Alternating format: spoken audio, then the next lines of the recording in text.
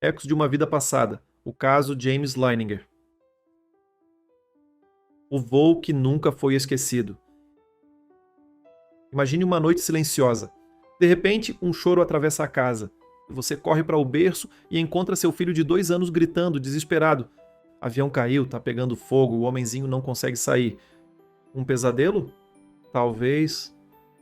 Mas e se for mais do que isso? E se for a memória de outra vida gravada nas profundezas da consciência? Nós vamos embarcar nessa história. Uma história tão precisa, documentada, emocional, que desafia até os mais céticos. Uma investigação sobre a fronteira entre a ciência, a espiritualidade e o inexplicável. O bebê aviador. Em abril de 1998, nascia James Leininger, em Lafayette, Louisiana. Seus pais, Bruce e Andrea, levavam uma vida comum, sem interesse em aviação ou história militar, mas, aos 2 anos, algo inusitado começou a acontecer. James parecia fascinado por aviões, mas não eram brinquedos. Ele identificava modelos históricos e falava de termos técnicos, como drop tank. Um dia, ao ver uma foto, disse: "Não é bomba, é tanque auxiliar." Essa é a base do mistério. Onde uma criança tão jovem obteria esse conhecimento técnico? A memória do fogo. Pouco após o aniversário de 2 anos, os pesadelos começaram. 4 a 6 vezes por semana, James acordava em pânico. O avião caiu, pegando fogo, o homenzinho preso. A mãe passou a registrar tudo. Percebeu que os relatos eram idênticos a cada noite, com o mesmo local, dinâmica e sensação emocional. Um pesadelo era repetido demais para ser imaginado. Mas como explicar que, numa criança, isso virava narrativa coerente? A sugestão da avó. Foi a avó materna quem lançou a hipótese. E se ele está lembrando de uma vida passada? Bruce, cristão convicto, rejeitou imediatamente. Andrea, agnóstica com mente aberta, começou a ouvir atentamente. Delicadamente, começaram a perguntar ao menino sobre os sonhos. Ele disse: "Decolava de um navio chamado Natoma. Fui abatido pelos japoneses. Tinha um amigo chamado Jack Larsen. No mundo do convencional, inaceitável. Mas a precisão desses detalhes seria confirmada mais tarde." O mistério do Natoma Bay. Bruce pesquisou o nome Natoma. Encontrou o USS Natoma Bay, um porta-aviões real que operou no Pacífico em 1945. James também mostrava conhecimento sobre o Corsair, modelo de avião de guerra. Incrivelmente, mesmo antes da família saber que Houston havia pilotado o Corsair em testes, o menino já mencionava o modelo com conhecimento técnico. Ele também desenhava combates aéreos, sempre assinando como James 3. Ao perguntar por quê, respondeu: "Porque sou o terceiro James." A busca pelo piloto que nunca morreu. Bruce continuou as investigações. Encontrou registros militares de um piloto James M. Houston Jr. morto em ação em 3 de março de 1945 durante uma missão perto de Chichi Jima. Informações do crash. O avião foi atingido no motor direito, exatamente como descrito nos pesadelos de James, o menino. Bruce também contatou a Associação de Veteranos do Natoma Bay.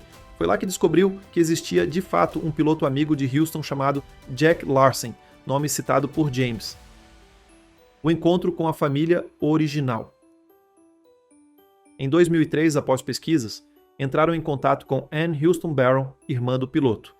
Durante conversas telefônicas, James, então com 5 anos, mencionou detalhes que ninguém fora da família Houston saberia. Chamava Ann de Annie, apelido dado por Houston. Nome correto da irmã mais velha, Ruth, uma pintura infantil feita por um artista chamado Darrell, presente de infância. Anne ficou profundamente comovida. Não há maneira de ele saber disso, a menos que ele seja meu irmão. A cerimônia em Chichi-jima. Os Leininger viajaram até Chichi-jima, local onde o avião de Houston caiu. Lá organizaram uma pequena homenagem para o piloto. Durante a cerimônia, o menino chorou. Segundo os pais, esse momento marcou o fim dos pesadelos. Era como se uma finalização espiritual tivesse ocorrido. O olhar da ciência. O psiquiatra doutor Jim B. Tucker, da Universidade de Virgínia, catalogou o caso como um dos mais significativos no Ocidente, uma evidência poderosa de memórias de vidas passadas em crianças. Ele compilou mais de 2.500 relatos similares em seu livro Life Before Life, seguindo os estudos do Dr. Ian Stevenson. Contudo, em 2021, o pesquisador Michael Suddeth publicou um artigo crítico apontando falhas na narrativa oficial. Sugere que James poderia ter sido exposto a vídeos ou museus antes do relato. A influência da terapeuta Carol Bowman também pode ter moldado a memória. Sudduth afirma que a cronologia dos eventos carece de robustez e que a narrativa depende quase exclusivamente dos pais. Fé e esperança, ou coincidência e sugestão. O que dizer da consciência humana? Seria possível que memórias de vidas passadas existam, independentemente de ideias religiosas? Dr. Tucker defende que algumas crianças mostram informação verídica sem qualquer fonte perceptível. Os casos mais fortes sugerem fortemente conhecimento real de uma vida anterior. Por outro lado, o olhar crítico questiona: influência cultural, sugestão dos pais, coincidências? O pai Bruce, que começou tentando refutar, hoje diz: não há como explicar o que ele dizia, a menos que ele fosse James Houston Jr. Outros casos, mesmo padrão? O caso de James Leininger pode parecer único, mas não é. Existem mais de 2.500 casos similares catalogados pelo Departamento de Percepções Anômalas da Universidade de Virgínia. Vamos conhecer brevemente outros exemplos que reforçam o padrão observado. O menino indiano que lembrava de sua morte. Shanti Dev, nascida em Delhi em 1926, começou a relatar aos 4 anos que tinha outra família em Mathura. Ela lembrava do nome do marido, da rua onde morava, de seu filho. Uma investigação oficial do governo da Índia, liderada pelo juiz Desraj Chiber, confirmou todas as informações. Cameron Macaulay, o menino da ilha de Barra, Escócia. Aos 2 anos, Cameron dizia ter vindo de uma ilha que nunca visitou, Barra. Nome da família anterior, Robertson. Ao viajar para lá, identificou a casa onde morava e um cachorro já falecido que ninguém mencionou. Em todos esses casos, crianças pequenas, memórias precisas, forte carga emocional, comportamentos compatíveis com identidades anteriores.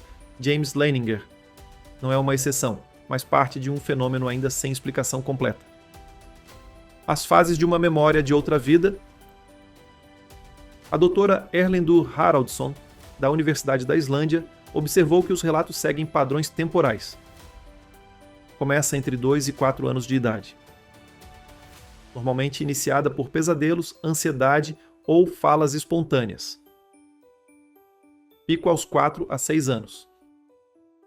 Memórias ficam vívidas e mais verbais. Em muitos casos, as crianças tentam voltar para casa ou rejeitam os pais atuais. Desaparecimento gradual aos 7 anos. As lembranças somem lentamente como se nunca tivessem existido. A criança retém traços de personalidade, mas esquece os nomes e eventos anteriores. Esse ciclo ocorreu com James Leininger, Cameron, Shanti e dezenas de outros. Coincidência ou padrão? O que o Ocidente nega, o Oriente investiga.